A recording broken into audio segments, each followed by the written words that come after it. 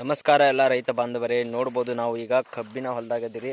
So ಕಬ್ಬು ಯಾವ ರೀತಿ ಇಳುವರಿ ಜಾಸ್ತಿ ತಕ್ಕೋಬೇಕು ಮತ್ತು ನೀರಿನ ಒಂದು ವ್ಯವಸ್ಥೆ, ನೀರಿನ ಒಂದು ಅಭಾವ ಅಂತರೂ ಈಗ ಆಲ್ಮೋಸ್ಟ್ ಬರಗಾಲ ಅಂತರೂ ಭಾಳ ಬಂದೈತಿ. ಸೊ ನೀರು ಕಬ್ಬಿಗಂತರೂ ಎಷ್ಟು ಕೊಟ್ಟರು ಕಮ್ಮಿ ಆಗ್ತದೆ. ಸೊ ಅದರ ಸಂಬಂಧ ಒಂದು ಉಪಾಯ ಏನಪ್ಪ ಅಂದ್ರೆ ಎಲ್ಲ ರೈತರಿಗೆ ಈ ಮಾಹಿತಿಯನ್ನು ಶೇರ್ ಮಾಡಿರಿ.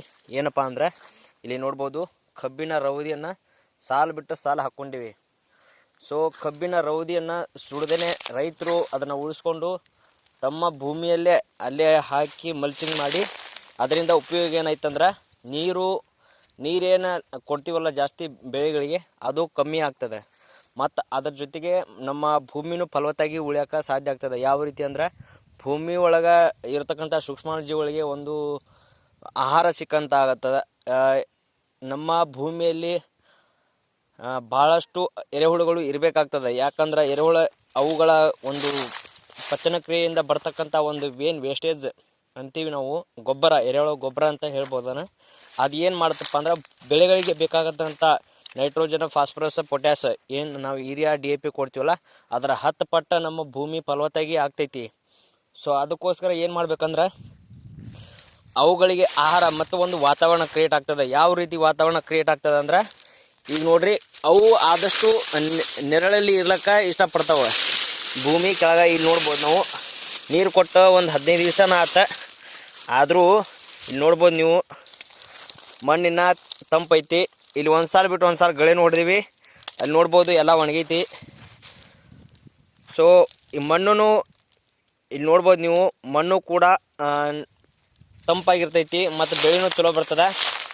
ಆದಷ್ಟು ಈ ರೈತರು ಈ ಮಾಹಿತಿಯನ್ನು ಅಥವಾ ಈ ಒಂದು ಕೆಲಸವನ್ನು ಅವ್ರು ಮಾಡಬೇಕಾಗ್ತದೆ. ಅವರ ಭೂಮಿಯಲ್ಲಿ ಇರ್ತಕ್ಕಂಥ ಸೂಕ್ಷ್ಮಾಣುಜೀವಿಗಳಿಗೆ ಆಹಾರ ಕೊಡ್ಬೇಕು ಮತ್ತು ಅವು ಬೆಳವಣಿಗೆ ಆಗ್ತದೆ, ಭೂಮಿನೂ ಫಲವತ್ತಾಗ್ತದೆ. ಅವರು ಪ್ರತಿ ವರ್ಷ ಹಾಕ್ತಕ್ಕಂಥ ಗೊಬ್ಬರನೂ ಕಡಿಮೆ ಆಗ್ತದೆ. ಅದ್ರ ಜೊತೆಗೆ ನೀವು ಕಬ್ಬನ್ನು ಬೆಳೆಸಾಕತ್ತಿ ಅಂದ್ರೆ ಜೀವಾಮೃತ, ಗೋಕೃಪಾಮೃತ, ಸೊ ಇವೇನು ಆರ್ಗ್ಯಾನಿಕ್ ಆಗಿ ನಾವು ಮಾಡ್ತೀವಿ, ನಮ್ಮ ಮನೆಯಲ್ಲೇ ತಯಾರು ಮಾಡ್ತಕ್ಕಂಥ ಜೀವಾಮೃತ ಆಗಿರ್ಬೋದು, ಗೋಕೃಪಾಮೃತ ಆಗಿರ್ಬೋದು, ಸೊ ಅವುಗಳನ್ನು ಬೆಳೆಗಳಿಗೆ ಕೊಡುವುದರಿಂದ ಭೂಮಿಯಲ್ಲಿ ಇರ್ತಕ್ಕಂಥ ಸೂಕ್ಷ್ಮಾಣು ಜೀವಿಗಳ ಸಂಖ್ಯೆ ಜಾಸ್ತಿ ಆಗ್ತದೆ, ಅಲ್ಲಿ ಕೆಲಸ ಜಾಸ್ತಿ ಆಗ್ತದೆ. ನಮ್ಮ ಎರೆಹುಳುಗಳು ಅವರಿಗೆ ಬೇಕಾದಂಥ ಒಂದು ಒಳ್ಳೆಯ ವಾತಾವರಣ ಕ್ರಿಯೇಟ್ ಆಗ್ತದೆ ಮತ್ತು ಆಹಾರನೂ ಕೂಡ ಸಿಗ್ತದೆ.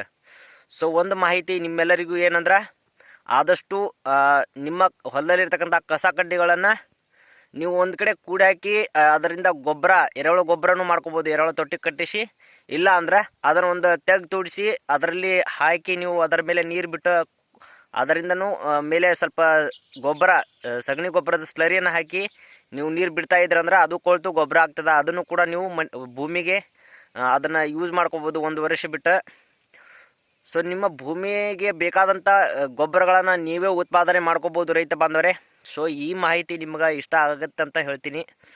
ಇಷ್ಟ ಆದರೆ ಲೈಕ್ ಮಾಡಿರಿ, ಶೇರ್ ಮಾಡಿರಿ ಮತ್ತು ಚಾನಲ್ನ ಸಬ್ಸ್ಕ್ರೈಬ್ ಮಾಡೋದನ್ನು ಮರಿಬೇಡಿ ಸ್ನೇಹಿತರೆ. ನಮ್ಮ ರೈತ ನಮ್ಮ ಹೆಮ್ಮೆ ಯೂಟ್ಯೂಬ್ ಚಾನಲ್ ನಿಮ್ಮ ಒಂದು ಹೊಲದಲ್ಲಿ ಆಗ್ತಕ್ಕಂಥ ಒಂದು ಮಾಹಿತಿಯನ್ನು ಕೊಡುವಂಥ ಒಂದು ಪ್ರಯತ್ನ ಈ ಒಂದು ಚಾನಲ್ ಮುಖಾಂತರ ಆಗತ್ತೆ ಅಂತ ಹೇಳ್ತೀನಿ.